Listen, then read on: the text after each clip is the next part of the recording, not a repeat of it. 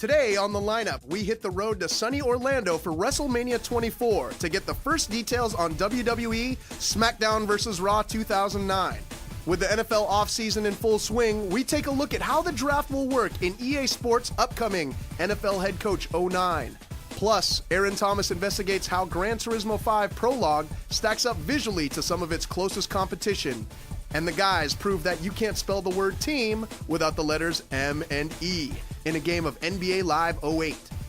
All that plus three guys eating donuts as fast as they possibly can. What else can you expect from geeks who play video games all day long?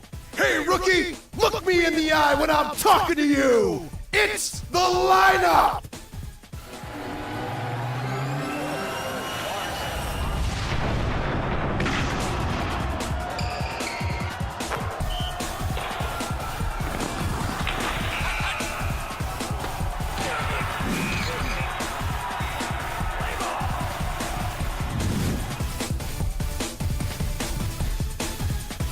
What's up, everyone? It's episode 2 of The Lineup. I am your host, Brian Eckberg, and as always, I'm joined by GameSpot's Aaron Thomas and Shankar Srinivasan from Sports Gamer. Guys, how you doing?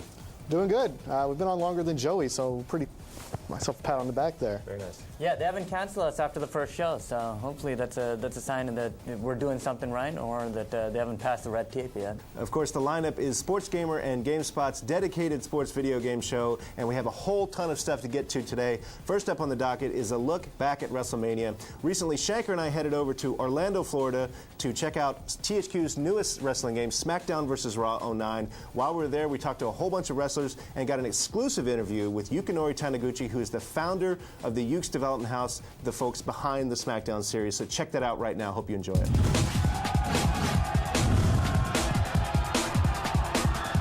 So the THQ Superstar Challenge is happening on stage as we speak right now. But here's the thing. Every year, nobody knows how to play this game. It takes forever. Nobody knows how to pin. Nobody knows how to play this game at all. So what we've done is we've made some cheat sheets. You have like secret codes? We have a cheat sheet for you. You're joking. So what we have is a cheat sheet. The right stick goes down. That's how you win. With this move, you'll be able to beat anybody here. Promise. Don't give this to anyone else. I would never give it to anyone else. Layla, did you show her? You're lying. Do you think the Black Pope actually needs your help? Just an insurance policy, man. Is it over? Do we have a new champion? It's Elijah Burke. He's done it again. Back-to-back championships, Elijah. It is not the same tag team match from the last 9 games. Built completely from the ground up. We have a lot more double team moves. The focus is definitely on the cooperative aspect of the tag team, working together as a unit against another team.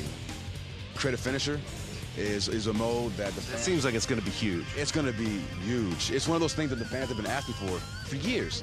And we wanted it as well. And again, because we had that big lead, as far as our pre-production for 2009, we were able to get Ukes on board. We were able to hammer out a design and get everything up and running in enough time to get what we showed you today. And the move is over 500 animations. You can literally make any move that you see in any wrestling promotion.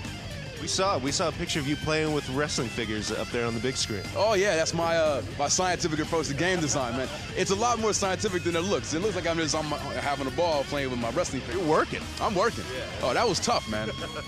Hey everyone, I'm very pleased and honored to be joined by Yukinori Taniguchi, the president, CEO, founder, and owner of Ukes. Can you explain the difference between working on an American product like the WWE as opposed to making a game from a Japanese federation? What's the difference between what the gamers are looking for and how you approach that game?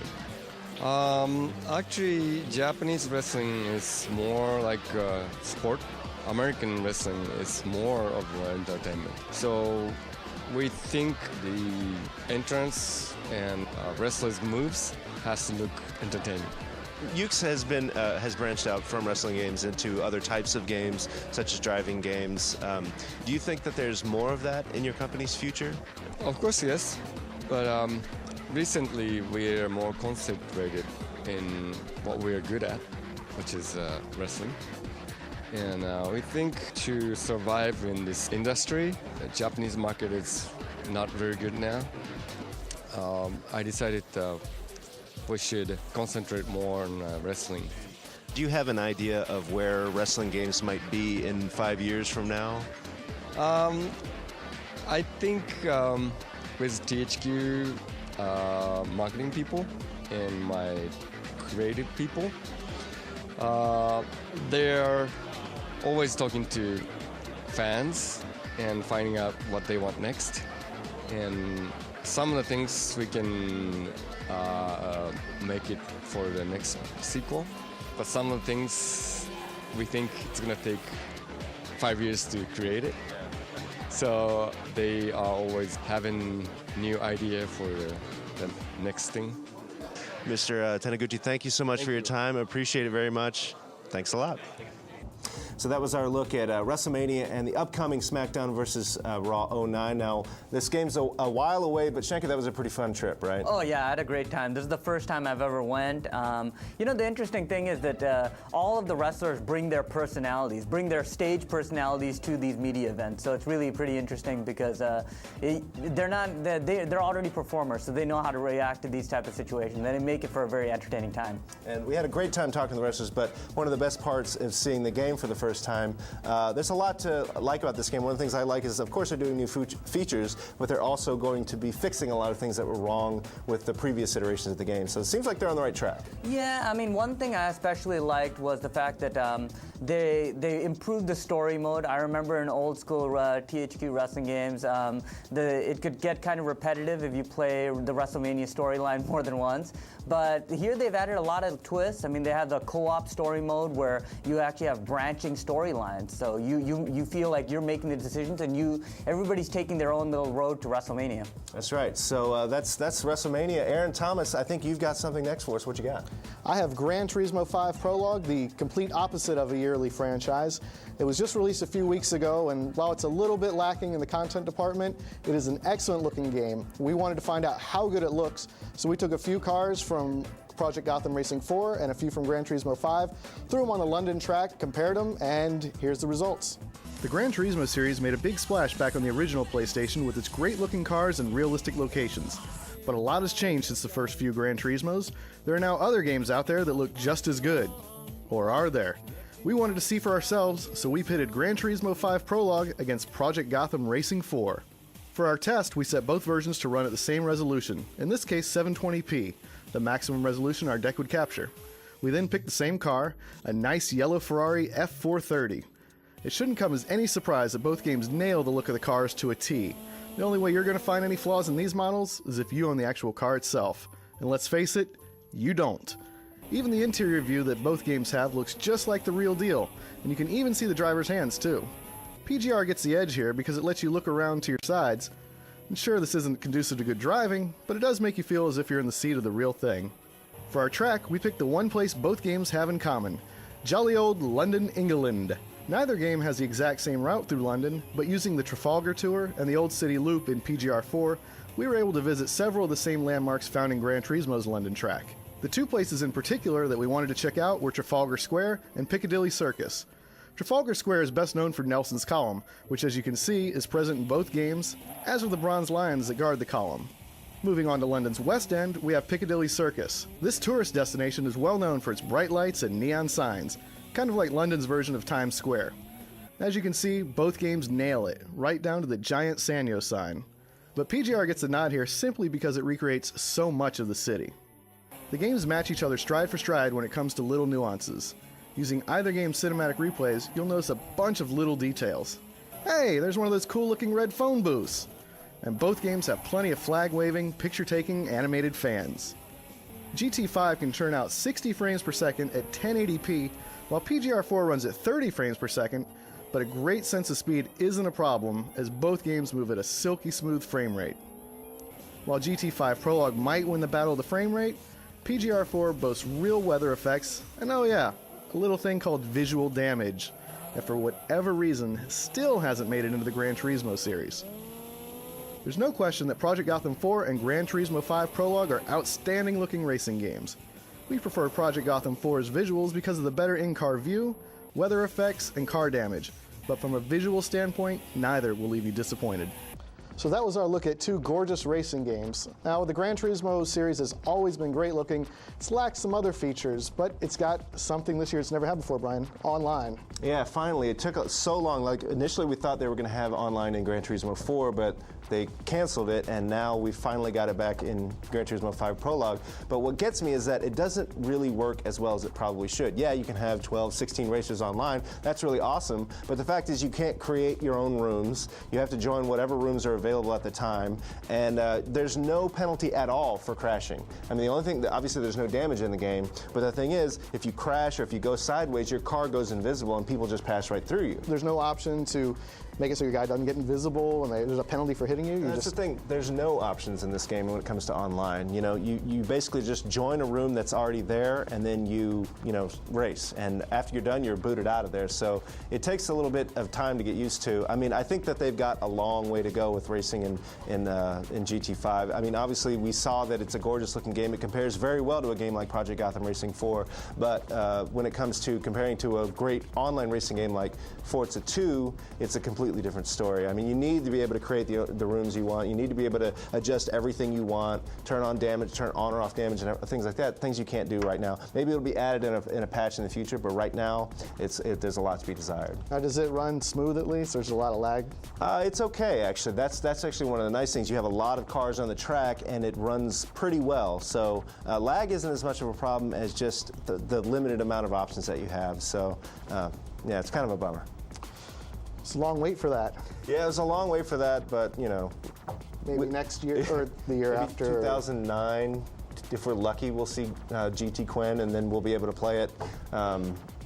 And see what, I don't think it's, I mean, Kazunori Yamauchi has said that this is not his full vision for the game. So it's just a taste of what's to come, so we'll see. Expensive taste, but a taste. An expensive $40 taste of what's to come, but yeah, I mean, maybe we'll be lucky in 2009 will come around and we'll see GT5 and see what online racing is supposed to be, we'll see. Fingers crossed. So the NFL draft has just happened, and in celebration, we're going to show you our first on-deck segment with a game we're all looking forward to, that's NFL Head Coach 09. In this preview, we're going to be taking a look at all of the surrounding elements of the draft and scouting and the combines and everything you do to add talent to your team in NFL Head Coach 09. So it's our first on-deck segment of this show. Check it out. As any fantasy football enthusiast will tell you, the most exciting and impactful aspect of playing GM is undoubtedly the draft. Although the fun of harassing your buddy for drafting Cedric Benson in the first round might be missing, EA's NFL head coach still manages to take this concept to the next level with its sheer depth. Much like the real thing, the draft in NFL head coach has more to do with the homework done in the weeks leading up than the actual name called out at the podium. As the offseason begins, you will know very little about the upcoming draft class other than some general scouting notes. These include a rating for his production in college, a comparison to an existing NFL player, up to 3 traits in which the player excels, and 1 in which the player is lacking. Although an overall rating is provided, this is only based on his production value and will change as you learn more about the player. Senior Bowl scouting, for instance, will reveal player intangibles relevant to his position, such as awareness, catching skill, press coverage ability, or his ability to shed blocks. You will need to choose who to scout carefully, as you will only be able to scout a handful of players at each position. Once the results are in, you will be given an opportunity to interview a few players to get your first insight into the player's personality. This personality will impact contract negotiations and also how well the player will mesh with your team concept. Next, you will get a chance to see the combine results of every player in the draft.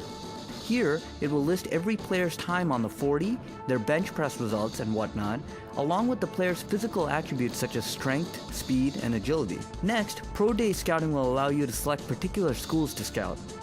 Players from the programs you select will have all of their attributes unlocked except for the most important one, potential. This final piece to the puzzle will only be revealed through individual workouts, of which you will only be given a limited supply. Throughout the draft, you will be given an opportunity to guess who other teams will choose with their selections. Depending on whether you're right or not, you may see a tiny bump in your approval value. As with the actual NFL draft, teams may be looking to move their picks at the last second.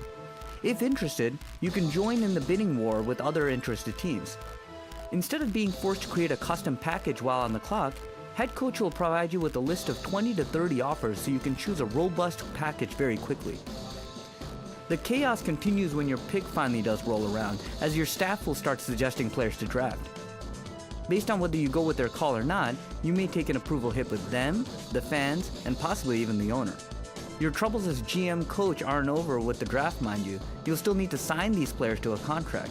Depending on the player's personality, contract negotiations may stall, players may not show up to training camp. You know, the basic Jamarcus Russell antics. So anyway, that's our look at NFL head coach 09. We'll of course be having much more on this game in the coming months. But Shankar, I think you've got some basketball for us now.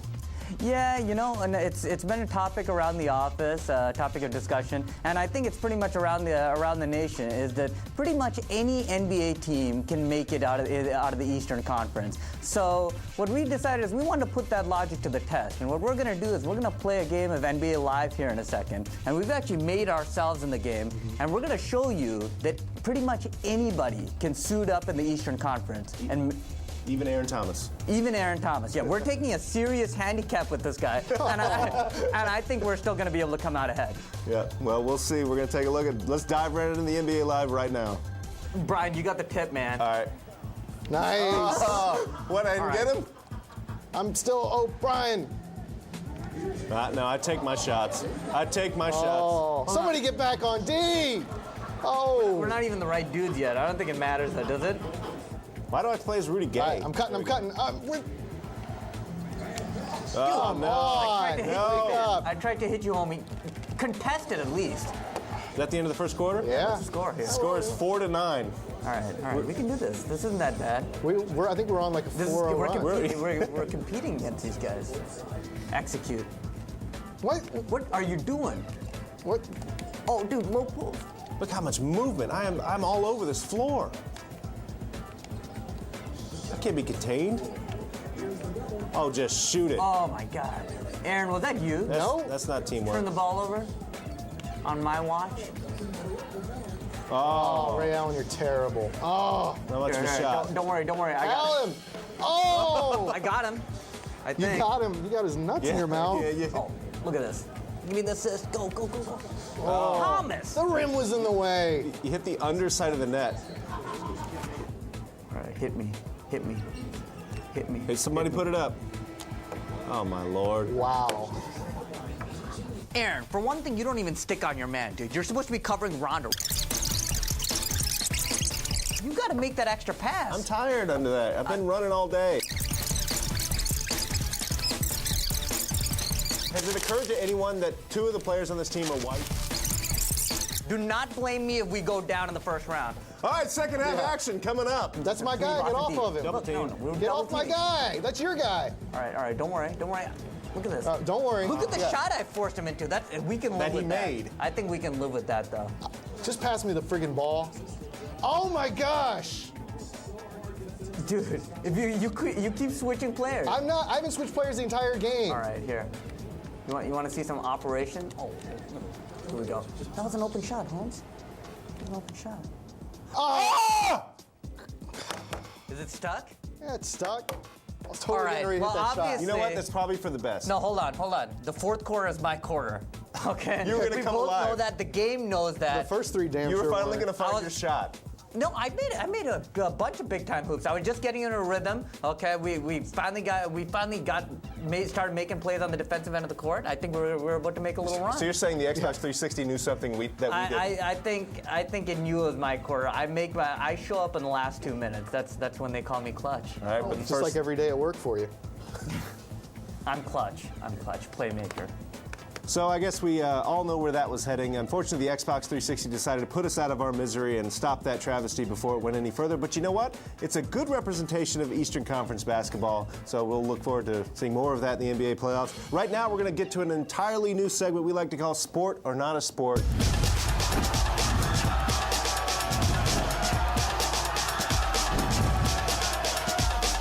Guys, we're going to be talking about something that some people call a sport, but not everyone calls a sport. That display of ours right That there. was not a sport. I think we all agree that was not a sport. All right. But something that some people say might be a sport is Major League Eating.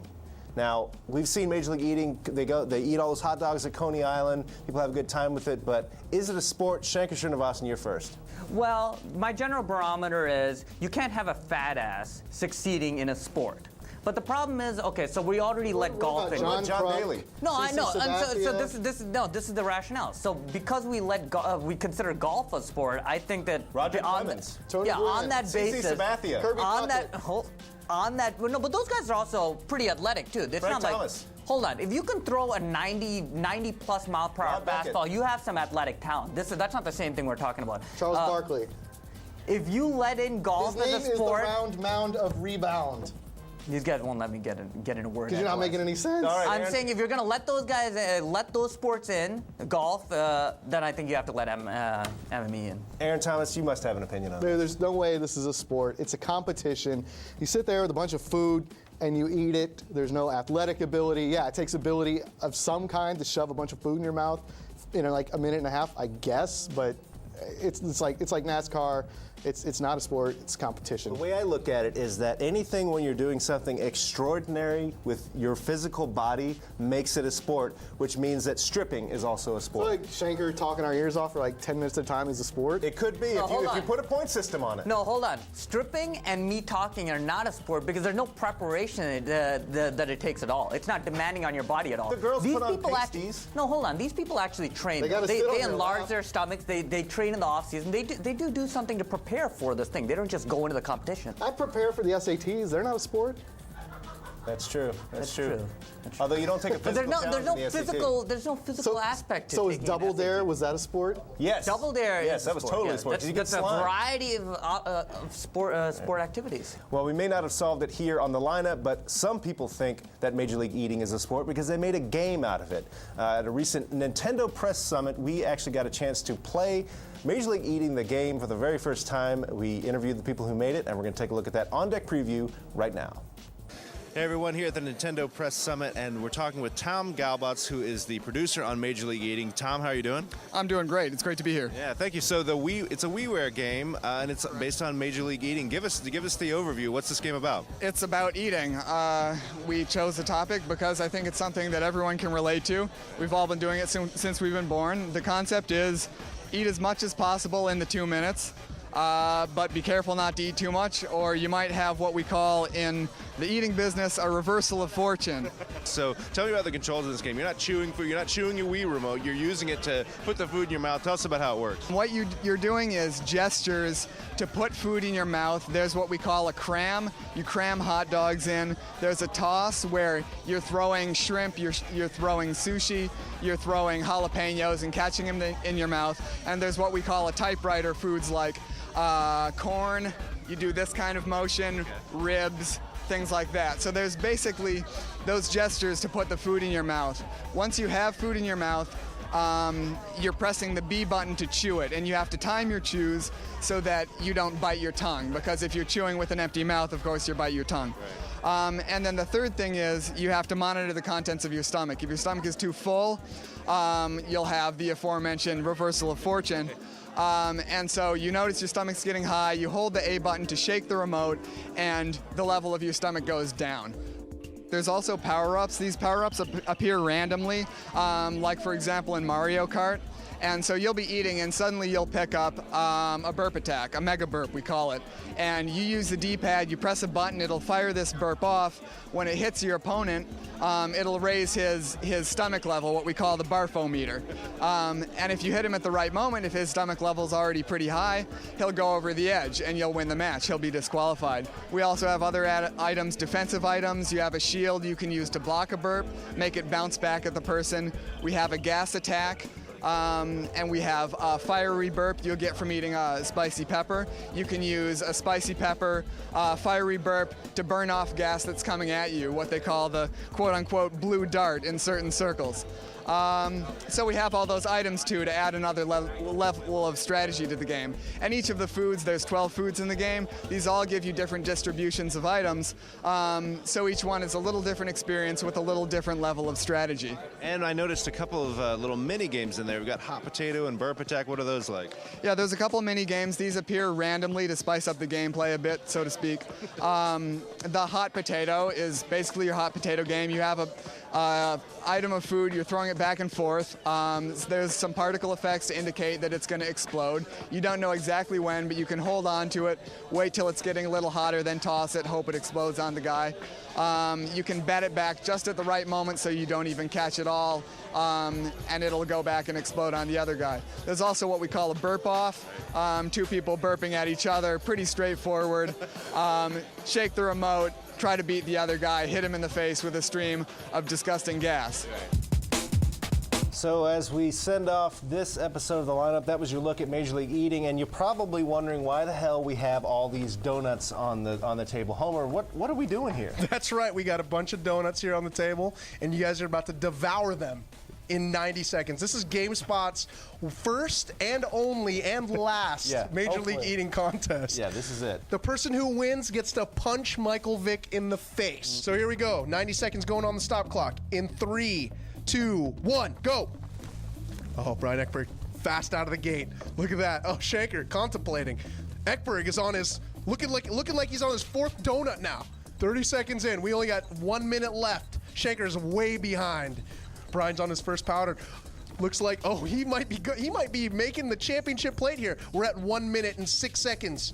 Ekberg's getting hiccuped here with some laughter. Time! That's 90 seconds. Finish what you got. Put them down, Aaron. Put them down. Put those donuts down. We're at 90 seconds. So it looks like Brian, the Ek, is the champion of the first and only GameSpot Major League Eating contest. Brian, what do you have to say for our audience? I had the right strategy all along. Yeah.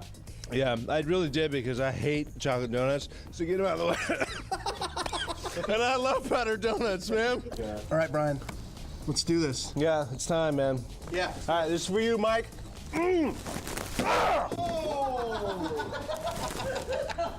That's right. Impressive. That's how you do it, man. All right. So there you go. That's that's the latest episode of the lineup. Thanks for joining us. We appreciate it. Before we let you go, we're going to have you check out our Extra Point segment, this time with WWE wrestler Matt Stryker. Check it out. See you next time.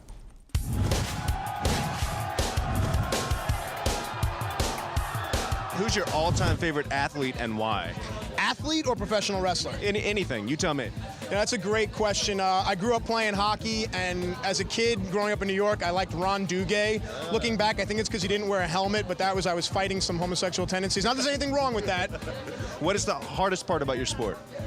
The hardest part about the sport is getting accustomed to getting beaten up.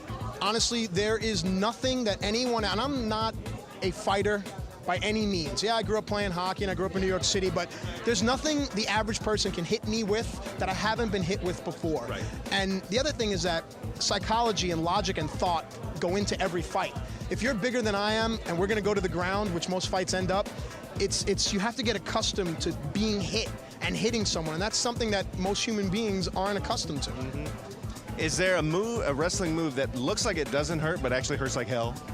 As far as how things look, you know, I don't know, because I'm in there getting them. But everything, especially now the way our sport has evolved, professional wrestling has evolved, everything in there has impact. Whether you want to believe that or not, I invite you to come in the ring and I will show you myself. Everything has an impact. So what's a pain threshold to me might be far too much for you. Right. Yes, correct. Exactly. Correct. Good. Thank you. So basically, yeah, everything really hurts. Everything has impact. You feel everything in there without a doubt. And again, if you don't believe me, come on down and try me. Yeah. So if you weren't in the WWE, what would you be doing? I was a high school social studies teacher in New York City. No kidding. Yeah, I taught 10th through 12th grade, and I would either have gone on to hopefully have played in the NHL, or I would go on to get my doctorate and become a professor and probably teach college somewhere, and tell the kids don't smoke the pot and all that other stuff that you're supposed to say as a role model. Do you have a favorite video game of all time that you played a lot? Absolutely. Growing up, I played a plethora of baseball stars and RBI baseball. And my favorite thing was that in RBI baseball, you could kind of be caught in between first and second base and wait for the pitcher to throw, and then you could steal second and steal third and so on and so forth. And also, you didn't have to press pause. Right. If I played the game in the morning and go to school, I could leave it on, and the players would just go doom, doom, doom, doom, doom, doom, doom, doom, and that was the best part about that game. Final question, tell us one thing no one knows about you. One thing no one knows about me? Is that I cruise Craigslist casual encounters all the time. No, I've been playing guitar since I was 15, playing drums, and I keep a journal. Yeah, nothing wrong with that. Yeah. All right. Matt, thanks so much. Appreciate your time. And I appreciate it. Thank you very much. Have a good time tonight.